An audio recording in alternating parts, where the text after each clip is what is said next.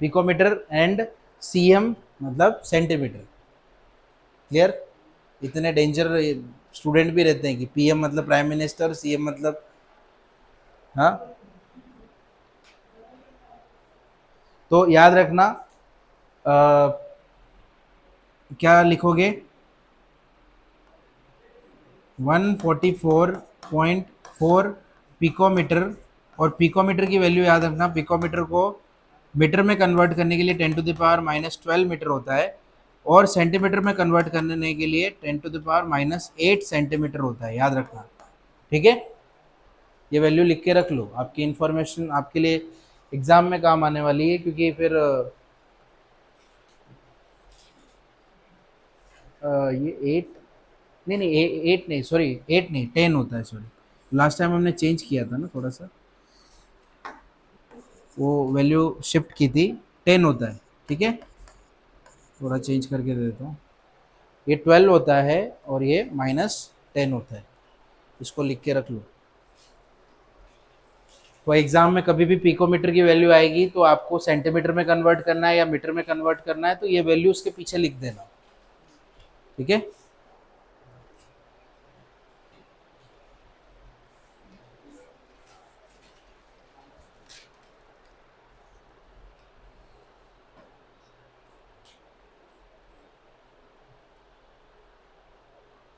लिख लिया?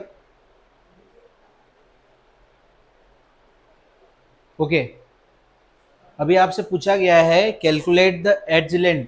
As length आपको फाइंड करनी है। एज लेंथ फाइंड करने के लिए आपको मतलब ए की वैल्यू फाइंड करनी है आपको, यहाँ पे है ना, ए फाइंड करना है। तो ए फाइंड करने के लिए आपको क्या करना पड़ेगा? एक एक टेबल दी गई है आपकी बुक में, एक बार ओपन करो, ये वाली कॉर्नर पे, इधर इधर इधर, यहाँ पे एक वैल्यू लिखी गई है, वो वैल्यूज लर्न करनी पड़ेगी आपको। ये देखो, कौन सा है? एफसीसी है ना? एफसीसी में ये रहा, ये कितना है वैल्यू? तो आर की वैल्यू लिखो, आर की वैल्यू लिखो, ये लिखा गया है आर की वैल्यू। चेक करो एक बार एफसीसी में, वो जो मैंने अभी बोला था, चेक चेक करो। सेम है, ये लर्न करनी पड़ेगी, दूसरा कोई ऑप्शन नहीं है। ये वैल्यूज़ आपको लर्न करनी पड़ेगी।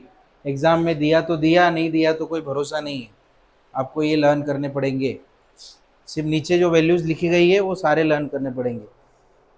ये आर दिया गया है, ये भी आर है, ये भी आर है, ये तीनों लर्न कर लेना। राउंड कर लो उसको, इम्पोर्टेंट मार्क करो। न्यूमेरिकल सॉल्व करने के लिए वो वैल्यूज़ आपको लर्न करनी पड़ेगी। ठीक है, अभी देखो, अब सबको मिल गई वैल्यूज़, आपको पता चल गया, आपको पता चला कहाँ पे वैल्यू है, वो कहाँ है, वो बुक है आपके पास? अरे बाप रे, तो फिर हाँ तो मत बोलो। जब नहीं पता चला है तो मैं इधर दिखा दूंगा, कोई इशू नहीं है। पहले देख लो वो वैल्यू कहाँ पर है, फिर बाद में बुक में जाके ढूंढ सकते हो आप। लेकिन अगर नहीं मालूम है तो फिर ये देखो, ये तीनों वैल्यूज लर्न करनी पड़ेगी। सिंपल क्यूबिक आया तो आर की वैल्यू क्या लिखनी है? 0.500 ए। बीसीसी आया तो आर की वैल्यू क्या लिखनी है? 0.4330 ए। ठीक है, ये वैल्यू लर्न कर लेना। और एफसीसी या सीसीपी आया या एचसीपी भी आया, हेक्सागोनल क्लोज पैकिंग आया समझ में?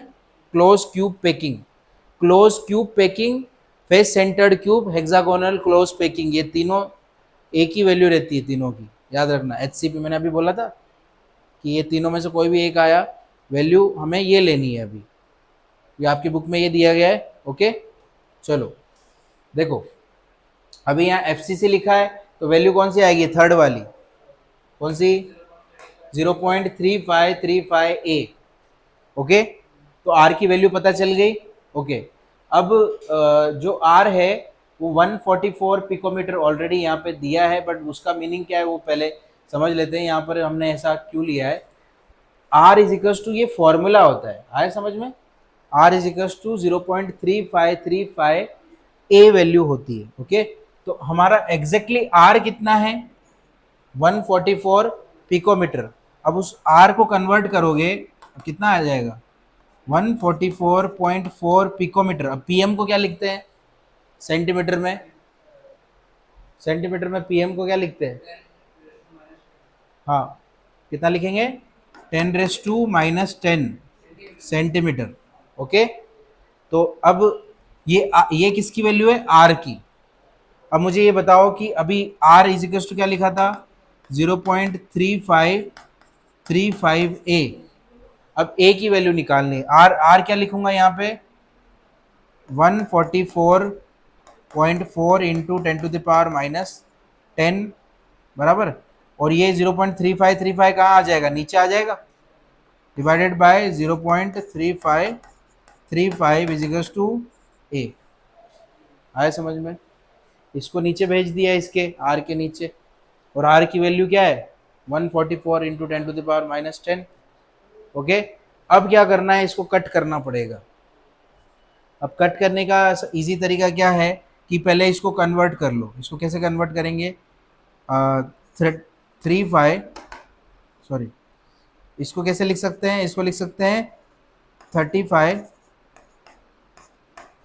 काम क्यों नहीं कर रहा है? क्या लिखेंगे? 35.35 35.35 इंटू 10⁻⁻2। इसको कन्वर्ट करने का ये तरीका है 35.35। ये 11th में सिखाया होगा, राउंड ऑफ रूल याद है? सिग्निफिकेंट फिगर, सिग्निफिकेंट फिगर किसी को पता है?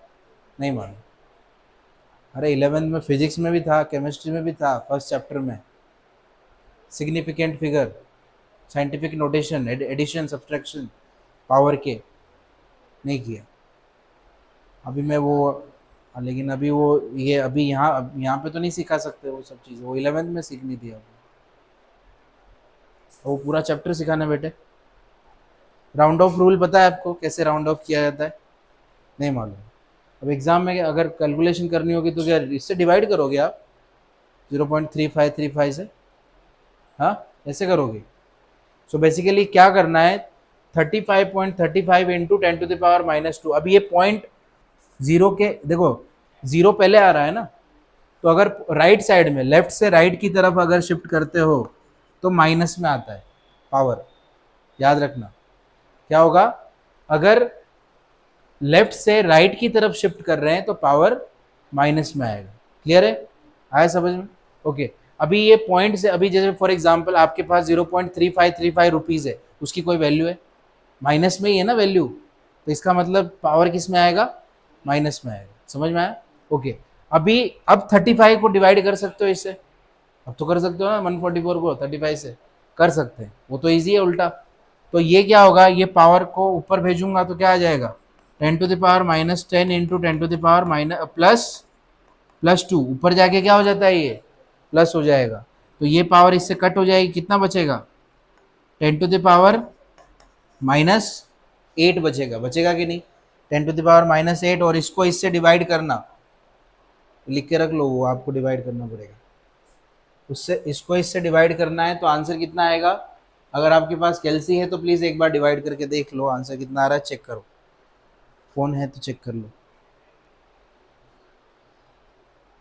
ज़्यादा टाइम नहीं ले सकते उसमें, घर जाके उसको डिवाइड करके आपको चेक करना है।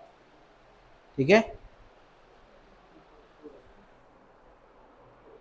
144.4 डिवाइडेड बाय 35.35 कितना आया? एग्जैक्टली यही आंसर आया है क्या? चेक करो एक बार। आया? सेम है?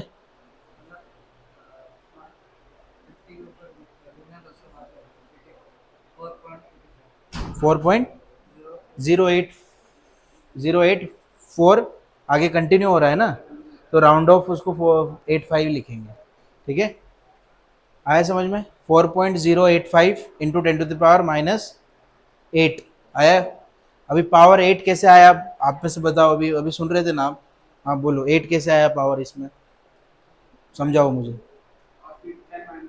हाँ, ये -2 ऊपर गया तो प्लस हो गया, फिर दोनों को तो 10 - 2 -8 आ गया, -8। अब ये 144.4 को डिवाइड किया 35.5 से, क्योंकि मैंने राउंड ऑफ किया था, आंसर आ गया। आया? यहाँ तक हमारा आंसर आ चुका है। लेकिन स्टूडेंट यहाँ तक आंसर नहीं निकाल पाते। आप में से 99% स्टूडेंट ये कैलकुलेशन नहीं कर सकते, क्योंकि उनको सामने पीएम लिख के लिखा हुआ समझ में नहीं आता। पिकोमीटर को कैसे सॉल्व करोगे? किस 95% स्टूडेंट को तो ये भी नहीं पता पिकोमीटर की वैल्यू क्या होती है, क्योंकि 11th में उन्होंने अच्छे से पढ़ाई नहीं की। सच बताना, पिकोमीटर की वैल्यू पता होगी किसी को क्लास में? ओनली 5% स्टूडेंट को पता होगा, वो भी पढ़ा होगा तो, वरना नहीं। तो आप ये कैलकुलेशन नहीं कर पाओगे 99% स्टूडेंट, क्योंकि उनको पिकोमीटर की वैल्यू नहीं पता, फिर राउंड ऑफ करना नहीं आता, फिर सॉल्व करना नहीं आता पावर को, क्योंकि वो सब 11th में सिखाते हैं। आया समझ में? ओके। अभी volume of the atom, AG atom, अब वॉल्यूम निकालना है। और एटम कैसा होता है? क्यूब के जैसा। क्रिस्टल तो क्यूब ही होता है ना। क्रिस्टल कैसा दिखता है? क्यूब के जैसा दिखता है। उसका वॉल्यूम कितना होगा? 4/3 पाई आर क्यूब। ठीक है, मतलब यहाँ पर क्यूब का वॉल्यूम हम फाइंड कर रहे हैं, क्योंकि ये जो क्रिस्टल है सिल्वर का, वो क्यूब के जैसा दिखता है। आया समझ में? तो 4/3 पाई आर क्यूब हो जाएगा। अब इसमें पाई की वैल्यू आपको पता है 3.14, 4/3 तो वो वैसे के वैसे लिख देंगे। और आर क्या लिखेंगे बताओ? देख के मत बताओ, आर क्या लिया था अभी? 144.4 पिकोमीटर। तो पिकोमीटर मीटर को कन्वर्ट किया है अपन ने, कितना आया? पिकोमीटर कितना है? 10⁻⁻10 सेंटीमीटर लिया है क्या? यहाँ पे लिया है। और उस आर क्यूब है, तो ये क्या हो जाएगा? इस वैल्यू को क्या करना है आपको? क्यूब में कन्वर्ट करना है। 144 का क्यूब निकालो, 144.4 का क्यूब निकालो। लेकिन वो सॉल्व करने से पहले मैं आपसे पूछूंगा कि इसकी कैलकुलेशन कैसे करोगे, बताओ आप में से। आपके पास आपको कैलसी अलाउड है, फ़ोन लाए हो तो फ़ोन अलाउड है, लेकिन ये कैलकुलेशन मुझे करके बतानी है। इसका आंसर फाइंड आउट करके बताओ।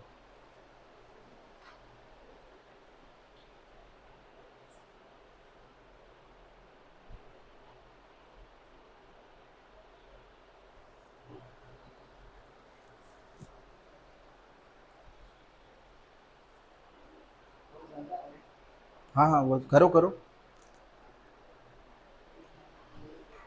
आपको अपने आंसर पे कॉन्फिडेंस नहीं है तो फिर क्या है?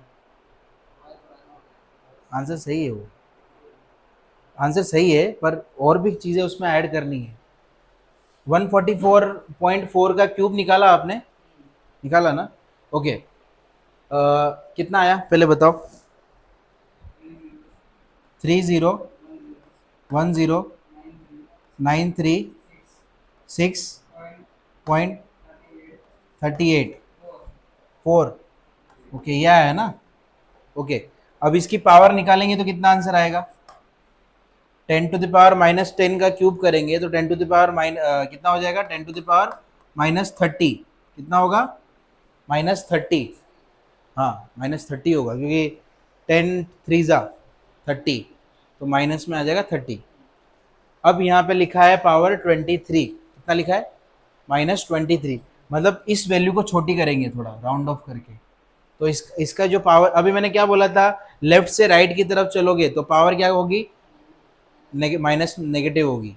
लेकिन अगर मैं इस पावर इसको राइट से लेफ्ट की तरफ चलाऊंगा तो क्या होगा? पॉजिटिव में आएगी। आएगी पक्का? ओके, कितनी कितनी पॉजिटिव आएगी बोलो? 1 2 3 4 5 6, मतलब 3.01109 इंटू 10 कितना कितना? 8 ना? 8 के 6, 6 sorry,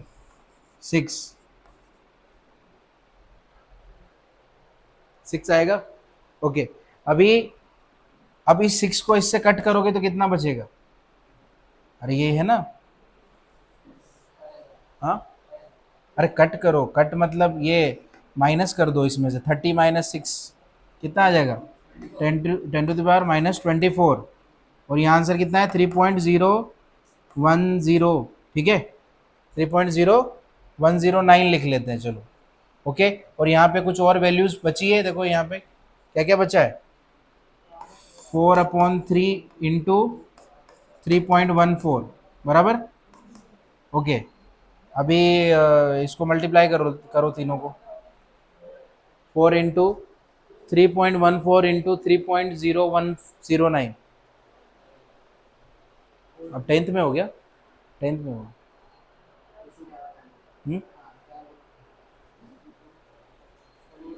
4 into 3.14 into 3.0109 divided by 3।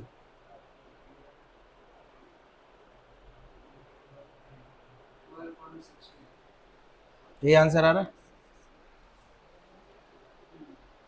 12 तो आ रहा है, ये आ रहा है ना। अभी पॉइंट शिफ्ट करेंगे, रुको। ओके, कितना आ रहा है? 12.60। आगे भी कुछ आ रहा होगा। 56, आगे 56 है।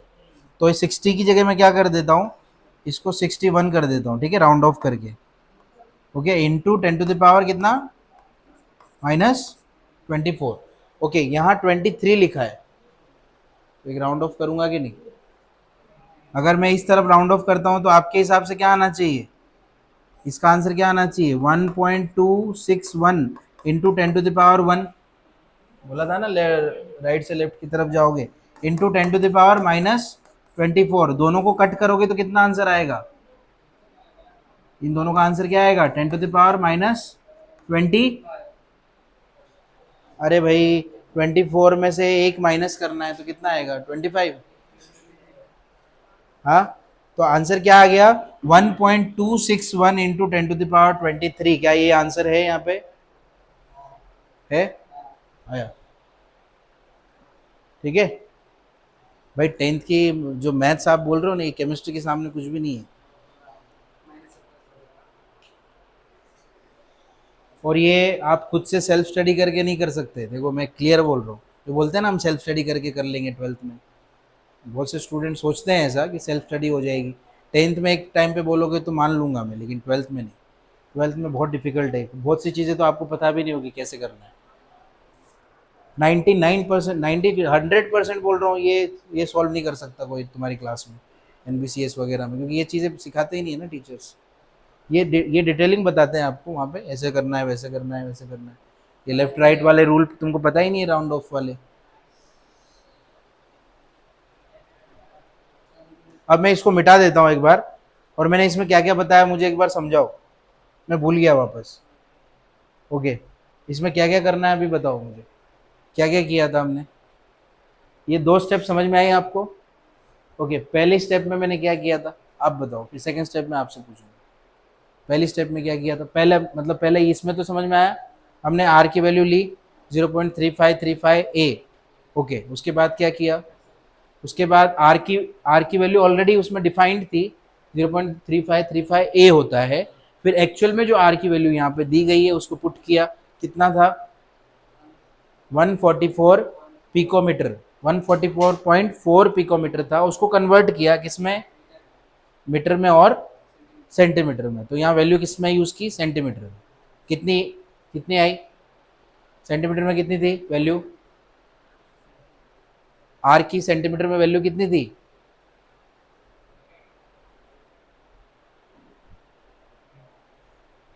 क्लास में ध्यान नहीं दोगे तो कैसे चलेगा?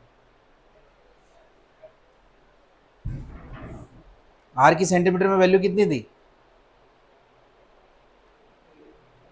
वो 10th का स्टूडेंट हो गया, इधर बैठा है, को इंटरेस्ट आ रहा था लगता है। हाँ, हवा खाने आया था, मुझे लगा इंटरेस्ट आ रहा। सॉरी। 4 पॉइंट, नहीं नहीं वो नहीं पूछ रहा हूँ मैं आपसे 144 क्या? अरे तुम ध्यान तो दो क्लास में, ऐसे मैं ध्यान रहे क्लास में इसके लिए पूछता हूँ बीच बीच में। फिर ऐसा नहीं होना चाहिए कि मेरे सिखाने के बाद तुम बोलो ऐसा डाउट है, नहीं समझ में आया, इसलिए मैं पहले क्लियर करके चल रहा हूँ आगे। समझ आया? 144.4 पिकोमीटर को सेंटीमीटर में कन्वर्ट किया, मतलब 10 टू द पावर -10 लेंगे, ठीक है? हो गया, 10 लिया हमने, उसके बाद वैल्यूज पुट की थी, याद है? आर इज इक्वल्स टू 0.35, उस आर की वैल्यू क्या ली? यहाँ पे ले लिया, फिर 0.3535 को डिवाइड किया था, फिर ए इज इक्वल्स टू क्या आया था? 144.4 इंटू 10 टू द पावर, बोलो, इंटू 10 टू द पावर -10 आया था कि नहीं? फिर वो डिवाइड कर दिया, फिर उसको राउंड ऑफ किया, राउंड ऑफ करके फिर डिवाइड किया, आंसर आ गया। सेकेंड स्टेप में क्या किया रोशन, आप बताओ, आप दोनों से पूछूंगा। ओके, सेकेंड स्टेप में क्या किया हमने, इस वाले में इसमें मेथड क्या यूज़ किया हमने और कैसे सॉल्व किया इसको बताओ। न्यूमेरिकल में टाइम जाएगा चलेगा, लेकिन ये एग्ज़ाम में आने वाले न्यूमेरिकल से 100% एग्ज़ाम में आते हैं, इसीलिए टाइम ले रहा हूँ। अगर आएगा तो 3 मार्क का आएगा कम से कम, तीन तीन 3 मार्क। हाँ बोलो।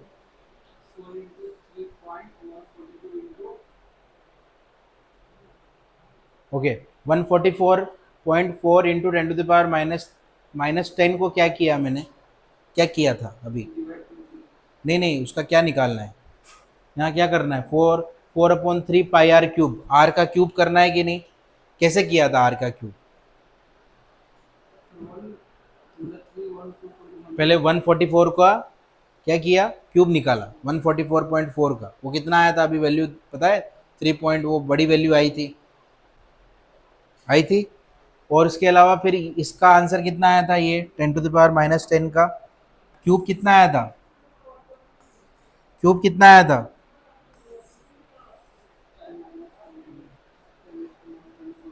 हाँ नहीं वो तो बाद में आया है, पहले कितना आया था, 10 to -30, 10 to -30, उसके बाद जब राउंड ऑफ किया लेफ्ट राइट से लेफ्ट की तरफ, तब -24 आया, आया था वो वैल्यू को फिर हमने छोटा किया, बड़ी वैल्यू आई थी तो छोटा किया उसको, उसके बाद आंसर आया, फिर उसके बाद तीनों को मल्टीप्लाई किया और डिवाइड किया 3 से, तो हमारा आंसर एग्जैक्ट आया था ये वाला। और एग्जाम में गलती से आपने ये भी लिख दिया ना तो भी चलेगा, 12.61 इंटू 10 to the पावर -24 भी लिख के आए अगर एग्जाम में आप, तो भी सही है, ये दोनों सेम वैल्यू है। क्या, मैंने राउंड ऑफ किया ना, फिर वो 23 किया उसको कन्वर्ट, लेकिन आप ये भी लिख के आए तो भी चलेगा, सही है वो भी, ठीक है। अभी लिखा था ना हमने, देखो यहाँ पे लिखा था, बाद में मैंने राउंड ऑफ किया उसको, देखो ये, फिर मैंने उसको राउंड ऑफ किया राइट से लेफ्ट की तरफ, तो फिर वो पावर छोटी हो गई थोड़ी, 23 हो गई, ठीक है। और 1.261 आंसर आया into 10 to the power -23। Okay okay, next, अब क्या करेंगे, नेक्स्ट आगे, आगे क्या किया है, अब ये क्वेश्चन में क्या बोल रहे हैं, in FCC unit cell there are 4 silver atom, कितने सिल्वर एटम है, 4 सिल्वर एटम है, तो एक सिल्वर एटम का आंसर कितना आया था, कितना आया था, इतना, तो 4 के लिए कितना आएगा, 4 से मल्टीप्लाई करना पड़ेगा इंटू 4, कर लोगे, इजी है। ओके, नेक्स्ट, अब वो बोल रहे हैं कि total volume of unit cell कितना होगा, total volume of unit cell, तो ए की वैल्यू हमने अभी जस्ट निकाली थी कि नहीं, कैसे निकाली थी ए की value, 144 into 10 to the power -10 divided by 0.3535 किया था, ए की वैल्यू आई थी, ये ए की वैल्यू है ना, ये बोलो है या नहीं ए की वैल्यू, अगर आपको वॉल्यूम ऑफ यूनिट सेल निकालना है तो ए क्यूब करना पड़ेगा, एग्री, ए क्यूब करना पड़ेगा कि नहीं, आप तीनों एग्री हो इस चीज से। ओके, तो क्या मैं, अगर वॉल्यूम मुझे निकालना है तो इस ए का क्यूब करना पड़ेगा मुझे, टोटल वॉल्यूम निकालना है तो, total volume of unit cell का फॉर्मूला क्या होता है, ए क्यूब, पता है ना आपको, हाँ, तो ये क्या हो जाएगा, ए क्यूब, सो बेसिकली क्या आंसर आएगा, 4 पॉइंट, ये देखो 085 इंटू 10 to the पावर -8 का क्यूब, ये देखो यहाँ पे आंसर लिखा है ना अपन ने, इसका क्यूब करेंगे तो आंसर क्या आएगा, करो, 4.085 का क्यूब करो, इसका कितना आएगा पावर, पावर आप बताओ, पावर कितनी आएगी, ये -8 का, -8 का पावर क्यूब करने पे 24, very good, 10 to the power -24, अब होशियार तो हो, थोड़ा सा पढ़ना पड़ेगा, कितना आ रहा है, 69, 16, ओके, 68.16, क्या यही आंसर है, बोलोगे नहीं सर, नहीं, कहाँ पे 8 के पीछे? अरे तो वहाँ पे 24 भी तो है, उधर 23 है, नहीं दिख रहा? दिखा क्या? मुझे समझाओ, इसमें और इसमें क्या डिफरेंस है? यहाँ 23 है, इसको 23 करने के लिए क्या करूँ? इसको और शिफ्ट करने पे आंसर क्या आएगा? नहीं नहीं, हाँ बराबर, ये शिफ्ट करूंगा तो यहाँ पे एक आंसर आएगा 6.816 into 10 to the power minus +1। बोला था ना, ये शिफ्ट करने पे प्लस आता है राइट से लेफ्ट, तो प्लस आएगा तो ये इसको छोटा कर देगा कि नहीं? तो आंसर क्या आ गया? 6.816 इंटू 10 to the पावर -23 आ गया। अब सेम है। हाँ वो आगे वैसे भी वो राउंड ऑफ होगी, तो इसको राउंड ऑफ करके 7 कर दो। क्या होगा? राउंड ऑफ होके वैल्यू क्या हो जाएगी? 6.817 इंटू 10 to the पावर -23। अभी सेम है, देखो डिट्टो सेम आ रहा है क्या? नहीं आंसर। ओके, अब आप में से कोई एक, अभी आप ही कर पाओगे। पैकिंग डेंसिटी निकालो, वॉल्यूम ऑफ यूनिट सेल निकाला अभी हमने, निकाला कि नहीं? कितना आया था वॉल्यूम ऑफ यूनिट सेल? ये देखो, ये आया था, volume occupied by 4 atom in unit cell. वो ऊपर रखना है, वो कहाँ रखना है? ऊपर। अभी आपको नहीं, ऐसे नहीं समझ में आएगा। ये n इंटू ये फॉर्मूले में क्या लिखते हैं अपन? n इंटू क्या लिखते हैं? v लिखते हैं ना? हाँ करते हैं कि नहीं, बोलो? तो n की वैल्यू कितनी थी? n की वैल्यू कितनी थी? v की वैल्यू कितनी थी? एग्री करते हो कि नहीं? अरे v की वैल्यू तो 4/3 πr³ भी होता है, पर उसके आंसर्स हमें मिले अभी, इसके आंसर मिल चुके हैं हमें। इसका आंसर मिला कितना? मिला कितना मिला? ये इसको पूरा सॉल्व करने के बाद आंसर फाइनल ये मिला हमें। तो इस n इंटू वी को हम क्या लिख सकते हैं? 5.044 into 10 to the power divide में क्या आएगा? Total volume of unit cell अभी निकाला, अभी जस्ट हमने टोटल वॉल्यूम निकाला अभी जस्ट हमने, देखो कितना आया? 6.817 into 10 to the power -23।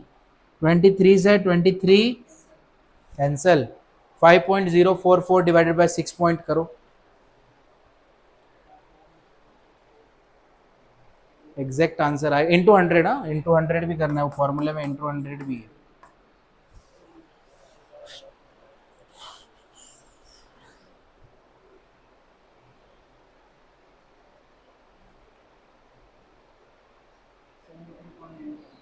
Seventy three point 99 मतलब 74 ही हुआ। 73.99 मतलब क्या? 74। तो आंसर कितना आ रहा है? 0.73 आ रहा होगा, 0.99। तो 74 पर 0.74 आंसर आ रहा होगा, उसको 100 से मल्टीप्लाई करने पे आंसर कितना आएगा? 74%। ओके, तो ये बोल रहा है कि इतना ऑक्यूपाई हो गया 74%, तो खाली कितना रहा? 26% खाली रहा। आया समझ में? अगर 74% ऑक्यूपाई होगा तो बचा हुआ क्या रहेगा? 26% एम्प्टी रहेगा। ठीक है, अब बोलो इसमें से किसको समझ में नहीं आया न्यूमेरिकल? क्लियर है पूरा? बस आपको करना पड़ेगा, क्योंकि जितना इजी दिख रहा है उतना इजी है नहीं, कैलकुलेशन बहुत सारी है। ठीक है, हाँ कम से कम 2-3 बार तो प्रैक्टिस करना पड़ेगा। ठीक है, और मैं सारे न्यूमेरिकल ऐसे ही सिखाता हूँ, ऐसे नहीं कि भाई तुमको बस मैं लिख के चला गया और हो गया। बहुत से टीचर इस पे हाथ भी नहीं डालेंगे ये, क्योंकि डिफ़िकल्ट है। एक भी गलत मिस्टेक हो गई तो पूरा आंसर। पहली चीज़ तो वो इसलिए हाथ नहीं डाल, मतलब मैं ऐसा ये नहीं कर रहा हूँ डिसरिस्पेक्ट, लेकिन मैं बता रहा हूँ कि अगर सपोज एक भी मिस्टेक यहाँ पे हो गई तो आंसर रॉन्ग आएगा फिर डायरेक्ट। इसलिए अभी अभी तक एक भी आंसर रॉन्ग आया क्या? तुमने फ़ोन से किया ना कैलकुलेशन, सब सही आया। ठीक है, और सही क्या है, एक एक चीज़ सेम आई यहाँ पे, कुछ भी चेंज नहीं है। आया समझ में? एक एक पॉइंट तक सेम आया। क्लियर? तो जो अभी तुम जेई वगैरह तो ऑब्वियस सी बात है नहीं दोगे, लेकिन जो स्टूडेंट जेई के लिए करते हैं उनको ये पॉइंट्स भी देखने पड़ते हैं आगे वाले। वो 3 डिजिट वाले पॉइंट देखते हैं जेई जेई में। अब आप सोचोगे अरे मैं तो आंसर तुक्का मतलब एक तो आ ही जाएगा मेरा आंसर, लेकिन जेई में ऑप्शंस क्या होते हैं पता है? 6.816, 6.817, 6.815, 6.8114, 4 ऑप्शन होंगे। अब आप बोलोगे 6.8 पे खुश हो जाओगे आप, लेकिन चारों ऑप्शन वो 6.8 ही है। कितने खतरनाक ऑप्शंस देते हैं जेई जेई में। हाँ हाँ दे सकते हैं। क्या दे सकते हैं? दे सकते हैं लेकिन उस लेवल का आपको हाँ मैं कहाँ से बता दूंगा। आपका उस लेवल का आईक्यू लेवल होना चाहिए भाई। मैं तो सिखाता हूँ जेई के लिए, मैं ऑल इंडिया रैंक भी ला चुका हूँ स्टूडेंट। हाँ मैं करवा चुका हूँ, मैं ऑल इंडिया रैंक मैं बोल रहा हूँ ना। मैं 146, 20 लाख स्टूडेंट में मेरी स्टूडेंट 146 और दो तीन स्टूडेंट जेई एडवांस में आए, और एक एमआईटी में मणिपाल। मणिपाल इसलिए फेमस है कि बिकॉज जो माइक्रोसॉफ्ट के सीईओ है ना सत्य नंडेला, टकले से है थोड़े से। उनका अभी पैकेज ऑलमोस्ट 6,000 करोड़, 5,000 या 6,000 करोड़ कुछ पैकेज है उनका। वो एमआईटी से पढ़े हो। तो वो इंस्टीट्यूट में 146 मतलब टॉप 500 इंडिया में जो आते हैं उन्हीं को वो इंस्टीट्यूट में लेते हैं, टॉप 500। और उसमें सीन ऐसा है कि माइक्रोसॉफ्ट में तो जॉब फिक्स है, वो भी अच्छे खासे पैकेज की, कम से कम 20-25 लाख तो मिलेगा मंथली। मंथली नहीं मतलब ईयरली, फिर उसके बाद वो बढ़ता जाता है आपके एक्सपीरियंस के हिसाब से। 30% हाइक हर साल। लेकिन वैसी नॉलेज होना चाहिए, ऐसा नहीं आपको कोई एग्जामिनर भी आ रहे हैं कि छोटी छोटी डिटेलिंग्स पता होनी मतलब। जस्ट मेरे पॉइंट ऑफ व्यू से बोलता हूँ मैं, क्योंकि आजकल इतना ज़्यादा कंपटीशन हो गया है कि आपकी जितनी नॉलेज बढ़ेगी उतना आपके लिए इन फ्यूचर अच्छा है। आया समझ में? Okay next numerical.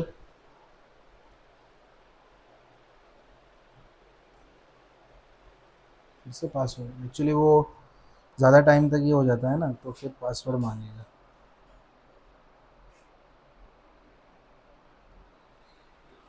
Okay next, ये वाला क्वेश्चन देखो।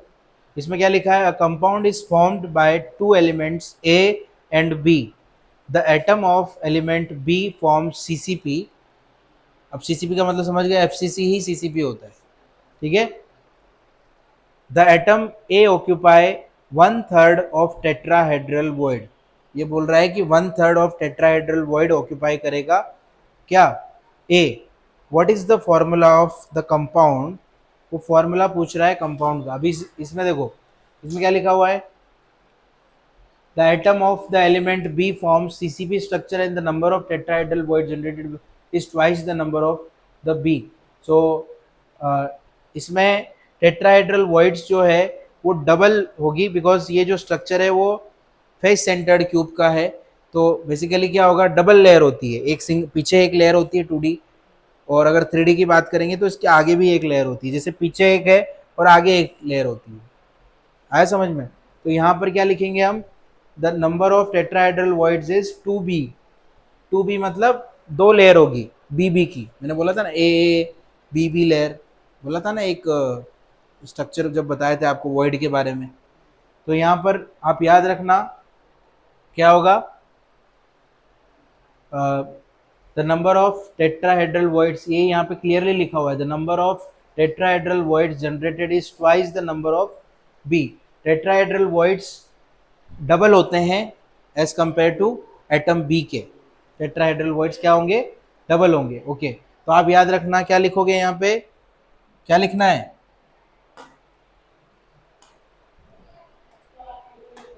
यहाँ लिखना है आपको इज डबल, बिकॉज यहाँ ट्वाइस लिखा हुआ है तो यहाँ पे 2b आ जाएगा। ओके हाँ आगे देखो, the number of atom A occupies 1/3 of these tetrahedral voids. तो ये बोल रहा है एटम ए जो है वो क्या ऑक्यूपाई, कितना ऑक्यूपाई करेगा? 1/3 ऑफ बी। तो अब ए और बी का रेशियो निकालेंगे तो क्या आएगा बोलो? तो लिखेंगे हम नंबर ऑफ ए एटम। तो ये क्या लिखेंगे? Number of A is equals to 2b into 1/3, क्योंकि ये 1/3 है। ये ए एटम जो है 1/3 है, और बी ए के, मतलब मैंने ऑलरेडी बता दिया है, number of tetrahedral voids is 2b, and यहाँ पे लिखा है number of A atom, A occupy 1/3 of this tetrahedral voids. तो जो टेट्राहेड्रल वॉइड्स है उसका 1/3 है, तो टेट्राहेड्रल वॉइड्स कितने हैं? 2b है। These are the number of tetrahedral voids, it is 1/3, तो इसलिए मल्टीप्लाई किया है मैंने। आया समझ में? तो अभी क्या हो जाएगा बोलो, आंसर क्या आएगा बोलो?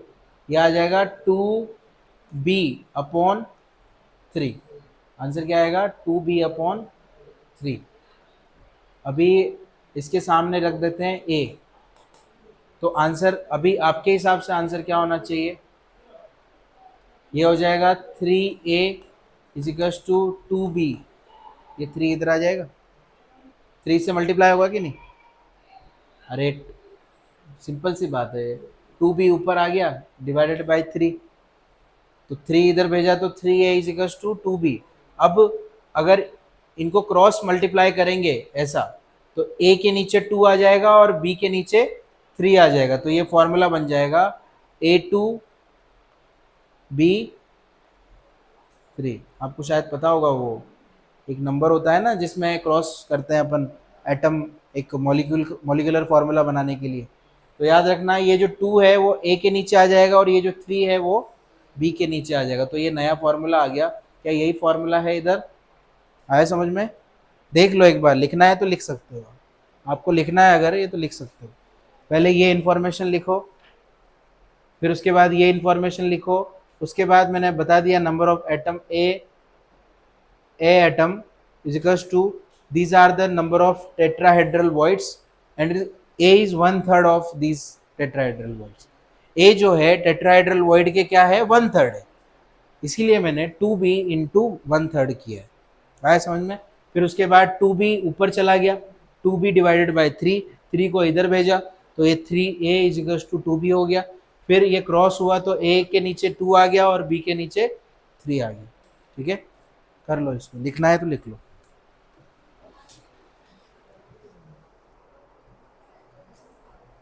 लेकिन ये स्टेटमेंट जरूर लिखना, ये स्टेटमेंट और ये दोनों स्टेटमेंट।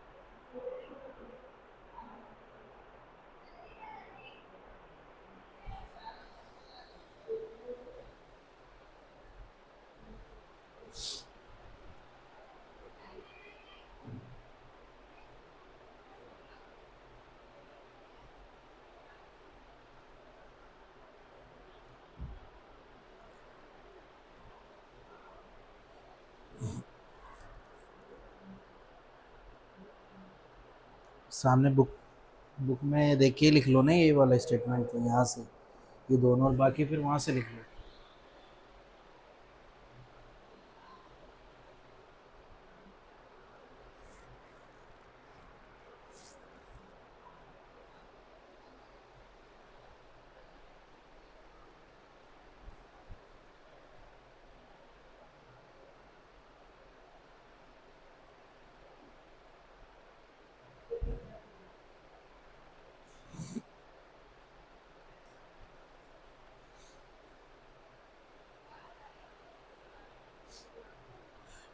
ये भी वेरी वेरी इंपॉर्टेंट ना, ये सब आते हैं एग्जाम में, ये जितने भी मैं आपको बता रहा हूँ अभी न्यूमेरिकल, ये सब एग्जाम में आते हैं।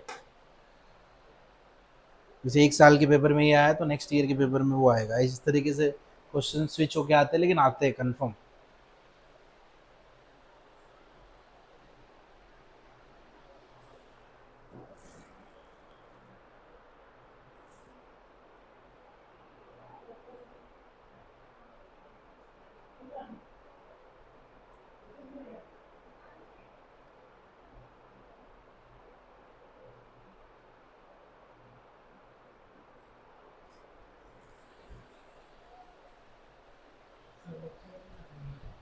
अभी 10 मिनट और, ये लास्ट न्यूमेरिकल।